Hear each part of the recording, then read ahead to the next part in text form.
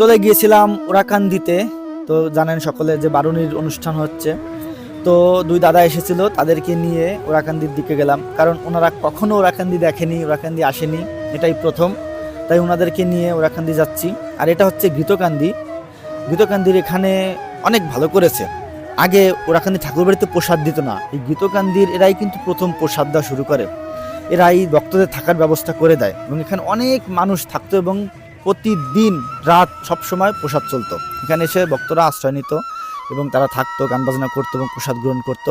এরপর দেখুন এই যে মেলা, দূর থেকে দেখা যাচ্ছে মেলা। ওরাকান্দি ঠাকুরবাড়ি তো বাম পাশে দেখলাম যে থাকার ব্যবস্থা করা হয়েছে। আগে এগুলো ছিল না, এই গত 2-3 বছর ধরে হচ্ছে এই ব্যবস্থাটা করা হচ্ছে। এটা অনেক ভালো হয়েছে, কারণ অনেক দূর থেকে ভক্তরা আসে। তারা আসলে কোথায় যাবে, কোথায় থাকবে, অনেকে বাড়িতে মৎস্য করে না, এই মন্দিরের চারপাশ দিয়ে থাকে। তো তাদের জন্য এটা খুব ভালো একটা ব্যবস্থা। এই পাশে দেখুন ট্যাটু করা হয়। এরপরে সামনেই কামনা সাগর। যারা এসেছেন তারা তো চিনেন, যারা আসেননি তাদেরকে একটু দেখাই যে এই যে হচ্ছে কামনা সাগর।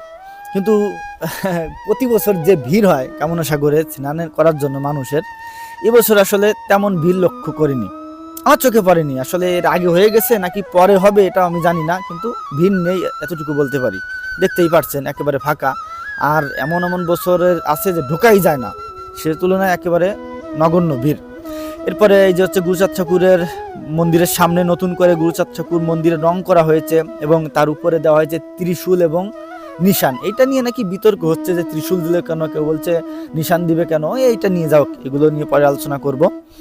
সবাই ভক্তরা ডাঙ্কা কাশি এগুলো বাজাতে বাজাতে আসছে। এরপরে দাদা বলল দাদা ভিতর বাড়ি থেকে ঘুরে আসি। আর ওনাদেরকে আমারও ইচ্ছা যে সব জায়গায় দেখাবো, কারণ ওনারা নতুন আসছে, ওনারা আগে পরে দেখেনি। এরপর নিয়ে গেলাম হিজলতলা, অর্থাৎ হরিচাঁদ ঠাকুরের হিজলতলা। এখানে নাকি হরিচাঁদ ঠাকুর আড্ডা দিত, বসে গল্প করতো, গরু চড়াতো, বন্ধু বান্ধবদের সাথে খেলাধুলা করতো। সেই হিজলতলা দেখুন, হিজলতলাও অনেক মানুষ দেখতে আসে এবং এখানে লাল সুতো বাঁধা। প্রত্যেকে তাদের মনের ইচ্ছা পোষণ করে যে ঠাকুর আমার এই ইচ্ছাটা যদি পূরণ হয় আমি সামনের বারে এসে লাল সুতো খুলে যাবো, বা ইচ্ছাটা যেন পূরণ হয় এটা বলে সে লাল সুতো বেঁধে যায়। এবং এখানে অনেকে প্রণামীও দেয়, অনেক লোকের আবাগমন। এরপরে এটা হচ্ছে দুধসাগর, ওই পাশে কামনা সাগর, এই পাশে দুধসাগর। এখানেও একই অবস্থা, ভিড় কম আর মানুষজন স্নান করছে। ভিড় কম হলেও এখন গতবারের তুলনায় অনেকটা কম আর কি, এতটুকু বলতে পারি। লোকজন সবাই পাশ থেকে সাতটি ওপাশ চলে যাচ্ছে। এরকম কত সাঁতরাইছি ছোটবেলায় ভাই, কিন্তু এখন আসলে ওইভাবে যাওয়া হয় না, দল নিয়ে ওইভাবে সাঁতরানো হয় না। কিন্তু এদের সাঁতরানো দেখে খুব আফসোস হচ্ছিল যে আমি যদি একটু সাঁতরাতে পারতাম, বাট নামি নাই। দেখুন এই ভক্তরা ডাঙ্কা বাজাচ্ছে এবং সাঁতরাচ্ছে, স্নান করছে।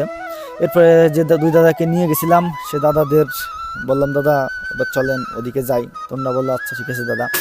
এরপরে আমরা ওখানে প্রায় 2 ঘন্টার মতো ছিলাম। 2 ঘন্টা থাকার পরে আমরা সেখান থেকে বাড়ি চলে আসলাম। আসার পথেও দেখি প্রচুর ভিড়, যাওয়ার সময় যেরকম ভিড়, আসার সময় সেরকম ভিড়। তো ভিডিওটি কেমন লাগলো অবশ্যই জানাবেন।